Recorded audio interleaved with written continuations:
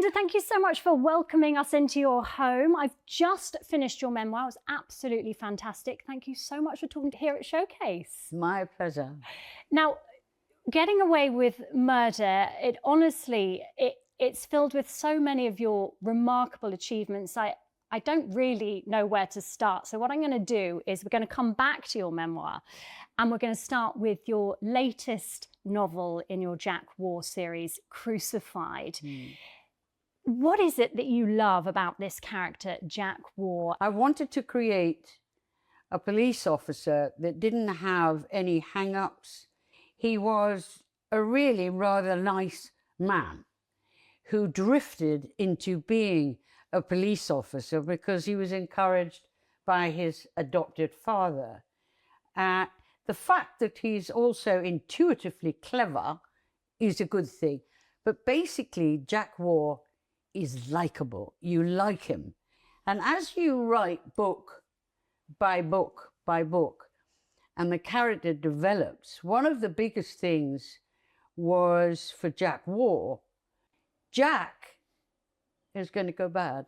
He becomes involved in tracking down a serial killer of such evil, such horror. So in Crucified, Jack is losing it because the trial of this killer has opened up such emotional despair in him. It starts with the psychological trauma that Jack Warr's going through. He can't sleep. He's having these nightmares. You're delving into themes like psychological trauma in it, and also the dark underbelly of the art world. Where do you get your inspiration? Where do you get your ideas from? Was this based on research that you just read? As soon as you pick up one book, on fakes, you can't stop. And let's talk about Widows now, because that was what launched your writing career. It was a huge success back in the 80s. What was it about Widows that you think made it the success that it was back then? Was it the female leads in particular? I think one, it was a very strong story. And two, nobody had ever seen 5 unknown women on the screen at various different ages. And particularly the character of Dolly Rawlins. She blew everybody away because nobody had ever seen on screen a woman of her power. Bella. This was the first leading part for a black actress on any TV series. It's hard to believe. And then the interesting thing was Harry Rawlins. You know, if you look at TV now, you will see the same actor playing the same part in everything. And you get so sick of the same faces. So they kept on offering me actors. You know, because I'd been an actor for so long, I kept saying no, because I also knew his face was incredibly important, because he didn't have that many lines. It was his face. And I was watching TV and I saw an advert and there was a saxophonist on the side of the aisle. I thought, who the hell is that? That's the face. Wow. Like you say, it was your background, very successful, short, albeit short career in acting that has very much helped you produce, write, cast. You've launched some incredible TV careers, not least Helen Mirren in Prime Suspect, an iconic and very influential TV series. Talk us through being the first TV series that had a female-led crime drama. When I went in to Granada, I said, what are you looking for? And Sally Head, a wonderful producer, by the way, said, well, we're looking for a high-ranking female detective, maybe, murder squad. I said, do you know, I've been working on that. Just so And they happens. said, have you really? I said, yes, I've been working on that for quite some time. And they said, what's it called? And I said, Prime Suspect. Where that came from, I don't know. Wow. And just that like was that. Prime Suspect. Wow. So then I had to go home And write it. and find Jane Tennison.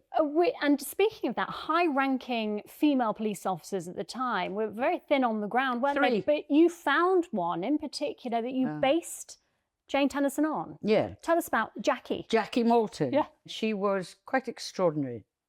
She used to call everybody me duck. She was tough, very, very tough. She dumped me in places that you didn't want to be at, you know, in post-mortems and things like that. She said, have you been to a post-mortem? Typical actress. Oh, yeah. Yeah, I have, yeah. Haven't at all. She said, oh, that's good. There's one out at Lambeth this morning. Yeah. Just so And they happens. had me in a white suit with very long white boots, white Wellington boots. Yeah. And this hat that was about to... And, you know, they whipped off the tarpaulin. And there was this enormous fat man in this. And I'm going, oh, my God. And literally, as it cuts across, the sound of this body exploding, and apparently it's the trapped wind. Oh. So this fart erupted, and I passed out. Oh, I'm not surprised, Lynda. So that was your Absolutely passed your out. first I was carried out, actually. Let's talk about forensics, because it's very much part of what made Prime Suspect successful, because it was very new back then. And you brought that into your series, didn't you? And again, testament to your research and your attention to detail. Yeah. Well, forensic now, science is superb. It's absolutely, and it's developing. But it was groundbreaking every back day. then. Groundbreaking then, nobody ever used it. In fact, Prime Suspect was the first ever mention on television, DNA. Oh, wow. That'd never been mentioned on any other program. So that was another first for Prime Suspect. Because the other thing, though, that is wonderful, you still have Helen Mirren. And I mean, she's majestic and lifted it and her character up very, very high. And then her career blossomed into being major film actress. You gave Helen Mirren her big TV debut because you cast her in Prime Suspect. Yeah, yes. Again, you know, all these TV executives, they don't go to the theatre. Yeah. So you say, well, I think Helen Mirren, yeah, what TV has she done? And you go, thankfully, at that time, she hadn't. You know, she'd been a great actress at the Royal Shakespeare Company. And so that was the biggest plus for me, that she got in, because, you know, nowadays you just see the same face in everything. It is true. And that's so boring. Yeah. And she wasn't the only actor from Prime Suspect that you gave a TV debut to either. Was she? No. It was also Ralph Fiennes. Yes. There was Zoe Wanamaker. Yes. Yeah. Zoe You launched the TV careers of some now TV superstars. No, it's quite extraordinary. Lynda, are you ever surprised at what comes out of your brain? Yeah. I am. Yeah. Ding, ding. I don't know where half of it comes from. I really don't know. The psychic part of me, I think. I don't know. I truthfully don't know where it comes from. But all I can say is that the fascination is always there.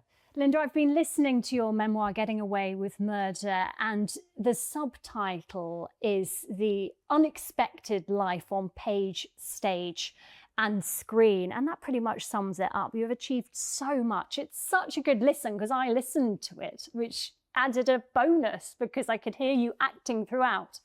That was way too long. It was very good. I was absolutely enthralled. I'd buy it. I loved the memoir. I listened to it because with your background as an actress, I just think it added to listening to your life story as you tell it, and guest appearance Helen Mirren as well, Dawn French. Your research into DNA, there's one particular mention in your memoir about how you filled your mouth with beetroot juice in order to get the correct blood spray. Splatter. Yeah. Walk us through that. I mean, that's such attention to detail. It's because, you know, everything is so interesting. Yeah. If you're into that sort of thing. But it was also to cough it out. Yeah. To make sure that the moment of and it death was during a time when there was a case about a blood splatter. And could the splatter have hit?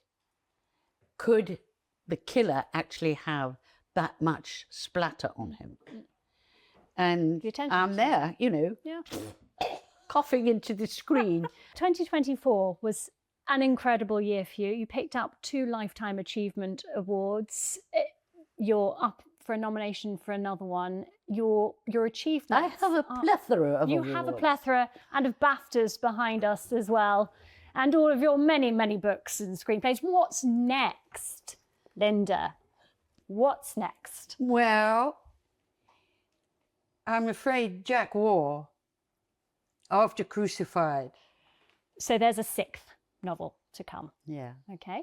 Lynda, you're a fighter. You've experienced the highs, the lows. But my goodness, you have had such an amazing career and you've achieved so much. It's been fascinating hearing all about it, reading all about it. Thank you, and best of luck for more to come. Lucky us, more to come. Lynda, thank you so much. Thank you. Thank you.